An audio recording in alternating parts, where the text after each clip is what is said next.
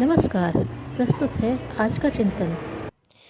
आज चारों ओर चारित्रिक और सामाजिक दृष्टि से क्षोभ और निराशा का वातावरण दिखाई देता है।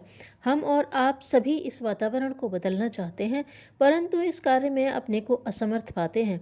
इन समस्त दुखद परिस्थितियों के लिए हम सरकार को, समाज को और अन्य जनों को दोष देते हैं। हम भूलकर भी अपने दिल को नहीं खोजते। हम कभी भी यह नहीं सोचते कि इन दूषित परिस्थितियों को उत्पन्न करने में हमारा क्या योगदान है। यदि एक बार आप अपने विचारों और कार्यों का मूल्यांकन करने लगे, तो आपकी समझ में तुरंत आ जाएगा कि दूसरों को दोष देना व्यर्थ है। स्वयं अपने में कुछ दोष है, उन्हें यदि निकाल दिया जाए तो आप बहुत कुछ कर सकते हैं। यदि आप अपने कर्तव्यों और उत्तरदायित्वों का निर्वाह करने लगे, तो आप एक सही दिशा की ओर चलने लगेंगे। यह न सोचें कि अकेला चना क्या पहाड़ फोड़ेगा। बहुत से लोग काम इसलिए ठीक से नहीं करते कि वे अन्य कर्तव्यहीन जनों के कृत्यों को देखकर सोचते हैं कि जब सभी लोग ईमानदारी से काम नहीं करते, तो हमारी ईमानदारी से क्या लाभ होगा। आप यह निश्चित रूप से जान लें कि आपकी अकेली ईमानदारी में बहुत बड़ा बल है। वह ईमानदारी पत्थर की चट्टान की तरह दृढ़ और अभेद्य होनी चाहिए। एक व्यक्ति में कितनी शक्ति होती है, इसे समझना है तो राम, कृष्ण, गौतम, ईसा, मोहम्मद और गांधी की शक्ति को देखिए। अपने चारों ओर की प्रतिकूल परिस्थितियों की परवाह न करके ये लोग अकेले ईमानदारी के साथ कर्तव्यपरायण हुए। फलस्वरूप उनका अनुगमन करने वाले अनेक बन गए। सारी दुनिया बदल गई। तालाब के निश्चल जल में एक ही कंकड़ फेंका जाता है, परंतु उसके प्रभाव से उठने वाली असंख्य तरंगें जल की सतह पर उठने लगती हैं।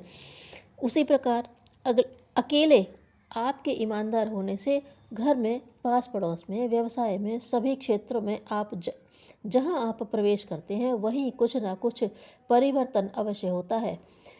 आप अपने घर के एक सदस्य हैं। यदि परिवार में आप सबसे बड़े हैं, आप उस छोटे से समाज के प्रमुख या प्रधान हैं, तो आप बहुत कुछ कर सकते हैं।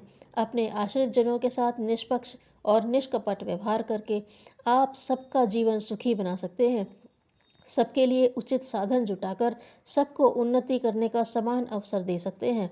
बच्चों और युवकों को जो आपके परिवार के हैं, उनकी शिक्षा के विषय में उचित परामर्श और पथ प्रदर्शन दे सकते हैं। परिवार एक प्रकार की नर्सरी है। जैसे नर्सरी में फूलों के पौधे उगाए जाते हैं और बड़े होने पर वही पौधे बंगलों और उद्यानों की शोभा बढ़ाते हैं, उसी प्रकार परिवार में जो बच्चे जन्म लेते हैं, पलते हैं और शिक्षा पाकर बड़े होते हैं, वही आगे चलकर देश के उत्तम नागरिक बनते हैं, जिनकी कार्यकुशलता, ईमानदारी और कर्तव्य पालन पर देश का भाग्य निर्भर होता है।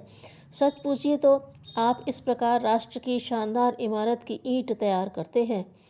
आज हमारे परिवारों की दशा बहुत गिरी हुई है। गरीबी और उत्तम सांस्कृतिक वातावरण की कमी के कारण पारिवारिक जीवन दूषित होता चला जा रहा है। उसी के कारण मनुष्य में स्वार्थपरता, व्यक्तिगत सुख की होड़ के भाव प्रबल हो जाते हैं, जिससे सामाजिक जीवन को क्षति पहुंचती है। इन दूषित प्रवृत्तियों को नष्ट करने के लिए कानून नहीं बनाए जा सकते, और यदि बनाए भी जाएं तो इससे कोई लाभ नहीं होगा। हम देखते हैं कि हमारे देश में कानून बनते हैं, परंतु उनसे जो सुधार होने चाहिए नहीं हो पाते। एक ओर कानून बनता है और दूसरी ओर कानून का उल्लंघन करने के उपाय लोग निकाल लेते हैं। राष्ट्रीय चरित्र कानूनों की सहायता से नहीं सुधारा जा सकता, उसका बनाना हमारे हाथ में है। यदि हर एक व्यक्ति अपना सुधार कर ले तो सारा देश अपने आप सुधर जाएगा। सामाजिक जीवन आदान प्रदान की नींव पर खड़ा होता है। हमको दूसरों की सुख सुविधाएं मिलती हैं हमको दूसरों से सुख सुविधाएं मिलती हैं और हम दूसरों को सुख सुविधाएं देते हैं, पहुंचाते हैं, तभी सामाजिक जीवन कायदे से चलता है और सुख की वृद्धि होती है। सामाजिक जीवन के क्रम को भंग न होने देना हमारे हाथ की बात है। इस समय एक बहुत बड़ी कठिनाई यह उपस्थित है कि हम और आप तमाम सुख सुविधाएं पाना चाहते हैं, परंतु दूसरों को अपनी ओर से सुख सुविधाएं देना नहीं चाहते। हम आदान चाहते हैं परंतु प्रदान नहीं। जहाँ प्रदान नहीं होता वहाँ आदान केवल थोड़े दिन चलता है। अपनी ओर से प्रदान का क्रम भंग होते ही दूसरे लोगों का आदान नहीं प्राप्त होगा। इस प्रकार यह स्पष्ट हो जाता है कि सामाजिक जीवन की विकास और विनाश की कुंजी आपके ही हाथ में है। इसी प्रकार समाज में व्याप्त अनेक दोषों को हम नष्ट कर सकते हैं।